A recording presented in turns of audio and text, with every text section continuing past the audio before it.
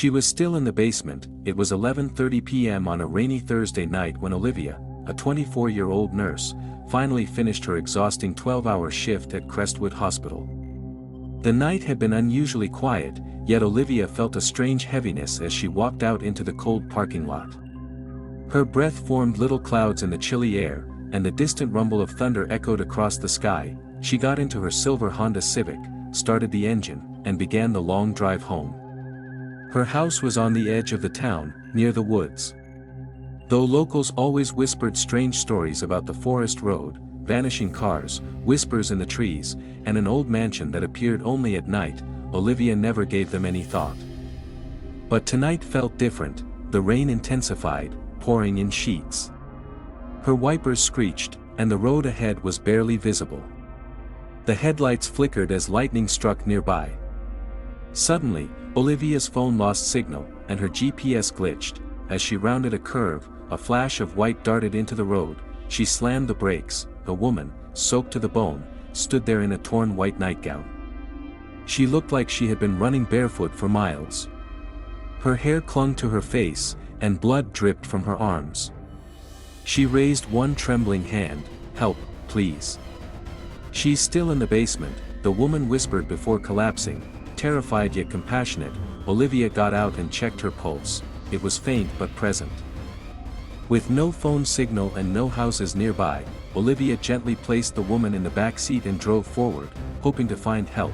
After a mile, she saw something she hadn't seen before, a massive old mansion behind the trees. It looked out of place, like something out of a dream. Or a nightmare. The iron gate was broken. The mansion's porch light flickered. She parked the car and carried the woman to the front door, which creaked open at her touch.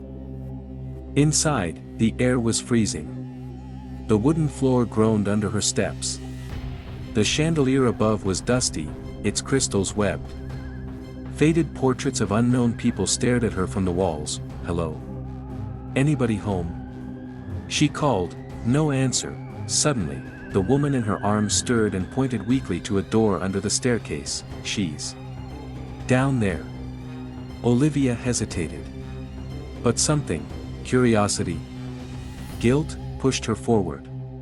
She opened the basement door. A strong stench of rot and earth hit her nose.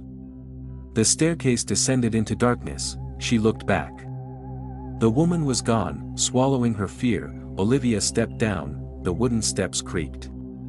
The dim bulb above her head flickered. As she descended, she heard whispers, childlike giggles, scratching sounds, and faint music. At the bottom, she found herself in a narrow basement with walls covered in claw marks. Chains dangled from the ceiling. A child's doll lay in the corner, one eye missing. Suddenly, the basement door slammed shut. She spun around and saw the same woman standing at the end of the room. But now, her face had changed, eyes pitch black, lips pale blue. "You brought her back to me," she said. "Who?" Olivia gasped. From the corner, a figure began to crawl out, a little girl, eyes black, mouth twitching. "You shouldn't have come here," the woman said. The lights went out. Olivia screamed. In the darkness, something cold touched her arm. The next morning, a truck driver reported an abandoned car on the side of the road. Police arrived and found Olivia's car with the back seat empty. Her phone, purse, and ID were still inside. They searched the woods. Found the mansion, but it had been abandoned for over 50 years. Locals said it burned down in 1974, the same year a mother and her daughter went missing from there. There was no basement, but on the floor of the forest, carved in the mud, were Olivia's footprints, ending at nothing.